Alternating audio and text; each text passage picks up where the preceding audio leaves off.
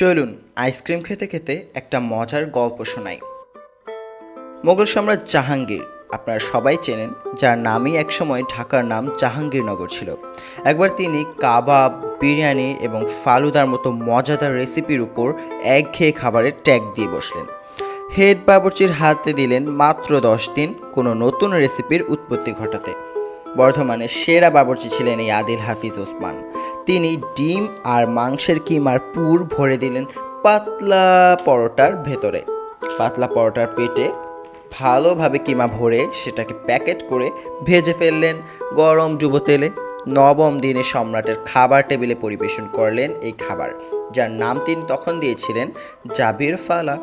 ব্যাস, সেবার 1000 স্বর্ণমুদ্রা পুরস্কার পেলেন আদিল হাফিজ। যদিও এই গুণধর উসমানীয় বাবুর্চি এবং তার বংশধররা খাবারটির রেসিপি বহু বছর ধরে গোপন রেখেছিল, তবে আজ কিন্তু এটাই বাঙালির অন্যতম সেরা ফাস্টফুড, যার নাম মোগলাই পরোটা। আমরা এটাকে কেটে কুটে সুন্দরভাবে খাই কেকের মতো। এটাকে বলা হয় তুর্কিশ স্টাইল, কিন্তু তখন কিন্তু বাবুর্চি একটা আলুর তরকারি দিয়ে এটা পরিবেশন করেছিল।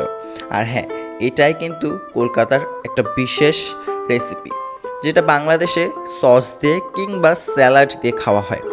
আমিও বাসায় এনে স্যালাড তৈরি করেছি, একটুখানি জলপাইয়ের আচার, সাথে থাকা সস এবং তেঁতুলের চাটনি দিয়ে।